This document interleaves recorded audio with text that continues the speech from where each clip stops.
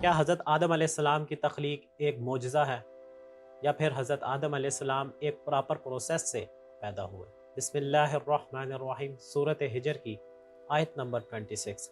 وَلَقَدْ خَلَقْنَا الْإِنسَانَ مِنْ صَلْصَالٍ مِّنْ حَمَإٍ مَّسْنُونٍ، اور یقیناً ہم نے انسان کو تخلیق کیا کھنکھناتی مٹی سے، کالی بدبودار مٹی سے، متغیر چکنائی پیدا ہوئی مٹی سے۔ آپ ذرا آیت پہ غور کریں، سلسال من حمأ مسنون، اللہ پاک نے یہ 3 سٹیپس ہمیں بتائے کہ حضرت آدم علیہ السلام کس طرح پیدا ہوئے، کہ حضرت آدم علیہ السلام کی تخلیق کیسے ہوئی۔ اس آیت میں اللہ پاک نے 3 سٹیپس بتائے ہیں۔ سلسال من حمأ مسنون، فرسٹ سٹیپ کی طرف بڑھتے ہیں۔ سلسال، سلسال کے معنی ہے خشک کھنکھناتی مٹی۔ خشک مٹی، وہ مٹی جو خشک ہو جانے کے بعد بجنے لگے۔ ذرا سوچیں تو صحیح، اس الفاظ کے معنی ہے خشک کھنکھناتی مٹی۔ یہ کون سی مٹی ہے جس کے بیچ میں ساؤنڈ پروڈیوس ہو رہی ہے؟ خشک مٹی ہے اور اس کے بیچ میں سے ساؤنڈ پروڈیوس ہو رہی ہے، یہ کون سی مٹی ہے؟ اس کے بیچ میں ساؤنڈ ایک ہی صورت میں پروڈیوس ہو سکتی ہے کہ جب یہ مٹی موو میں ہو، موومنٹ ہو اس مٹی کے بیچ میں، اور یہ موومنٹ ڈسٹ سٹارمز کی وجہ سے آ سکتی ہے۔ اس الفاظ کو سمجھنے کے لیے ایک حدیث میں آپ کے سامنے رکھوں گا۔ سنن ابی داؤد کی حدیث ہے 4693، مسند احمد 10293۔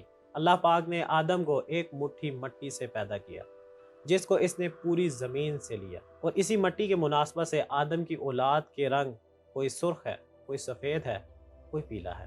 اور کتنی حیرت کن بات ہے کہ جو آندھی کے طوفان ہوتے ہیں وہ بھی سرخ ہوتے ہیں، کالے ہوتے ہیں، پیلے ہوتے ہیں، اور مٹی بھی سرخ ہوتی ہے، کالی ہوتی ہے، پیلی ہوتی ہے۔ اب ذرا الفاظ کی طرف واپس آئیں۔ سلسال، خشک کھنکھناتی مٹی۔ ایک مٹی میں موومنٹ ہوگی تب بھی آواز پیدا ہوگی، اور یہ موومنٹ ہمیں ڈسٹ سٹارمز کی شکل میں ملتی ہے۔ اور ڈسٹ سٹارمز کے بارے میں آپ کو بتا چکا ہوں کہ یہ سرخ رنگ کے بھی ہوتے ہیں، کالے رنگ کے بھی ہوتے ہیں، پیلے رنگ کے بھی ہوتے ہیں۔ اور حدیث میں بتایا گیا تھا کہ اسی مٹی کی مناسبت سے آدم کی اولاد کے رنگ بھی سرخ ہے، کالے ہیں اور پیلے ہیں۔ تو حدیث دیکھیں کیسے مل رہی ہے۔ اللہ پاک کے حکم سے ایک مٹھی مٹی پوری زمین سے ایک جگہ جمع ہوئی۔ اب یہ جمع کیسے ہوئی؟ ڈسٹ سٹارم سے ہوئی۔ دیکھیں 2023 میں ایک ڈسٹ سٹارم آیا تھا افغانستان سے چلتا ہوا پاکستان تک، اور اس کا کورڈ ایریا صرف ایک صوبے کے برابر تھا۔ کیا آپ نے سوچا ہے کہ یہ جو ڈسٹ سٹارمز چلتے ہیں یہ کہاں کی مٹی اٹھاتے ہیں اور کہاں تک لے کر جاتے ہیں؟ ناسا نے آندھی کے طوفان کو مانیٹر کرنے کے لیے اسپیس میں ایک اسپیس پروگرام بھیجا جسے ایمٹ کہا جاتا ہے۔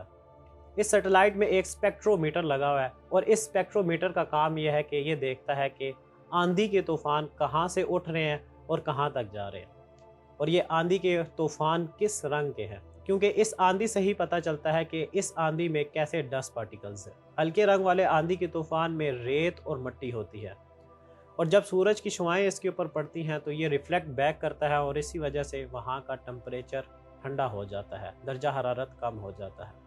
جبکہ دوسری طرف کالی اور سرخ آندھی جہاں سے اٹھتی ہے وہاں کے ڈسٹ پارٹیکلز میں آئرن اور میٹل بہت زیادہ ہوتا ہے، اور جہاں پر یہ ڈسٹ سٹارم آتا ہے وہاں کا درجہ حرارت بھی بڑھ جاتا ہے، کیونکہ یہ سورج کی شعاؤں کو ابزارب کرتا ہے۔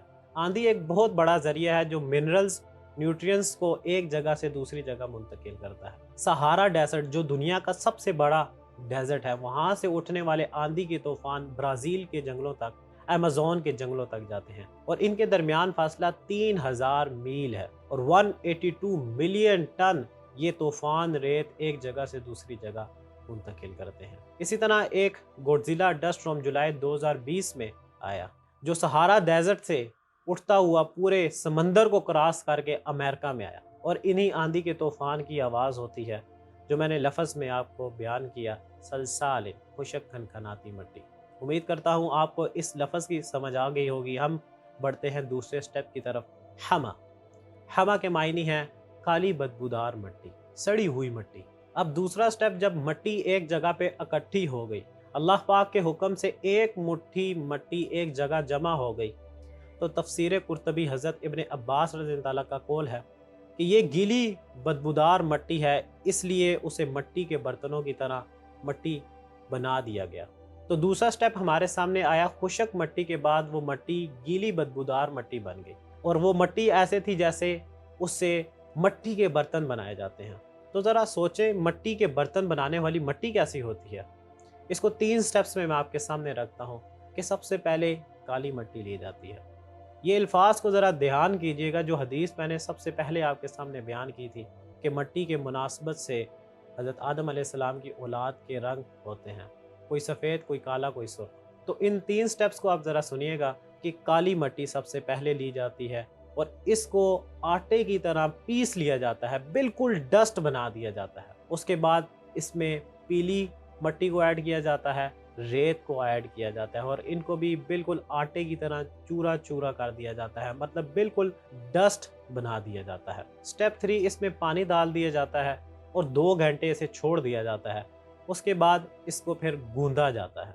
आए अल्फाज के मायने की तरफ। मिनहमा, काली बदबूदार मिट्टी। हज़रत इब्ने अब्बास रज़ी अल्लाह के कौल की अब आपको समझ आई होगी कि ये मिट्टी उस टाइम मिनहमा के बारे में उनका कौल है, मिट्टी के बर्तन बनाने वाली मिट्टी थी ये। तो आपने देखा कि इसके बीच में भी काली मिट्टी, पीली मिट्टी, रेत यूज़ होती है। अब हम बढ़ते हैं अपने तीसरे स्टेप की तरफ, मसनून, मुतगय्यर, जिसमें चिकनाई पैदा हो गई हो। तो हमने पहले स्टेप में देखा कि खुशक मिट्टी एक जगह जमा हुई, उसके बाद वो काली बदबूदार मिट्टी बनी। तीसरे स्टेप में उसमें चिकनाई भी पैदा हो गई, मुतगय्यर भी पैदा हो गया। अब ये चिकनाई और मुतगय्यर कैसे पैदा हुआ? अकॉर्डिंग टू साइंस, साइंसदानों ने माइक्रोस्कोपिक मुआयना करके नबातात और हैवानात का माइक्रोस्कोपिक मुआयना करने के बाद उन्होंने ये चीज़ बेजा कर दी है कि तमाम चीज़ें खुलियों से पैदा हुई हैं, सेल्स से पैदा हुई हैं, और ये सेल्स खुलिए समंदर के एक झिली वाले मादे से तैयार होते हैं जो हमें साहिल पर मिलते हैं, समंदर के साहिल पर मिलते हैं। और देखें कुरान मजीद में अल्लाह पाक फरमाते हैं, सूरत अंबिया की आयत नंबर 30 है, वजअलना मिनल माई कुल्ल शैइन हई, और हमने पानी से हर जानदार शय को पैदा किया। मतलब ये कि कुछ आयत में हमें बताया जा रहा है कि इंसान को मिट्टी से पैदा किया गया, और दूसरी आयत में फरमाया जा रहा है कि तमाम हैवानात को अल्लाह ने पानी से पैदा फरमाया, तमाम हैवानात और नबातात को अल्लाह ने पानी से पैदा फरमाया। तो ये पानी भी बहुत मेन रोल अदा करता है। जो मैंने मसनून का लफ्ज़ लिया, जैसे कि आपके सामने मैंने रख दिया कि साइंसदान ने इस बात की तहकीक की है कि नबातात और हैवानात की इब्तदा एक खुलिये से हुई है, और खुलिया समंदर की एक झिली वाले मादे से तैयार होता है, और ये झिली वाला मादा आपको साहिल पर मिलता है। और ये बात आपको बताने का मकसद यही था कि ये जो झिली वाला मादा था वो उस मिट्टी के बीच में मिक्स हुआ, जिसकी वजह से चिकनाई और मुतगय्यर उसके बीच में पैदा हो गया। ये तीसरा स्टेप था। अब हम चलते हैं फोर्थ स्टेप की तरफ। सूरत मोमिनून आयत 12 में, लक़द खलक़नल इंसाना मिन सुलालतिन मिन तीन, हमने पैदा किया इंसान को मिट्टी के खलासे से, मिट्टी के खलासे से पैदा किया। सुलालतिन, इस अल्फाज के ऊपर गौर करें, और अल्लाह पाक ने हमें यही फोर्थ स्टेप दिया है। ये 3 प्रोसेस होने के बाद सुलालतिन, सबसे पहले सलसालिन, खुशक खनखनाती मिट्टी, दूसरा स्टेप मिनहमा, काली बदबूदार मिट्टी, मसनून, मुतगय्यर चिकनाई पैदा हुई हुई मिट्टी, अब चौथा स्टेप सलसालिन, उसका खलासा, उसका निचोड़, उस मिट्टी का निचोड़। इसको भी मैं अल्फाज के मायने से प्रूव करूँगा और हज़रत इब्ने अब्बास रज़ी अल्लाह के कौल के मुताबिक आपको प्रूव करूँगा। सुलालतिन के 4 मायने मैं आपके सामने रखने जा रहा हूँ। पहला मायने है सल्ला या सुल्लु, कोई चीज़ नरमी के साथ खींचते हुए निकालना, कोई चीज़ नरमी के साथ खींचते हुए निकालना। दूसरा मायने सललतु सैफ़ा, मैंने म्यान से तलवार निकाली, मैंने म्यान से तलवार निकाली। ये हमें सिर्फ उसी तरफ लेकर जा रहा है। देखिए ये चारों के चारों मायने हमें उसी तरफ लेकर जा रहे हैं कि उस मिट्टी का खलासा, उस मिट्टी का निचोड़। तीसरे मायने की तरफ आए, अश्शैउल मसलूल, यानी किसी चीज़ का खलासा, निचोड़, इस मायने से और ज़्यादा वाज़ी हो जाता है। और चौथा मायने ज़ुबाबा, थोड़ा सा गिरा हुआ पानी। तो देखिए ये चारों मायने हमें उस अल्फाज के मायने की तरफ लेकर जा रहे हैं। मिट्टी का खलासा, मिट्टी का निचोड़, एक पाकीज़ा कतरा। तफसीर इब्ने कसीर हज़रत इब्ने अब्बास रज़ी अल्लाह अन्हु बयान फरमाते हैं, सुलालतिन, इससे मुराद है पानी की पाकीज़गी। कतादा ने कहा है कि आदम को मिट्टी से खींच कर निकाला गया।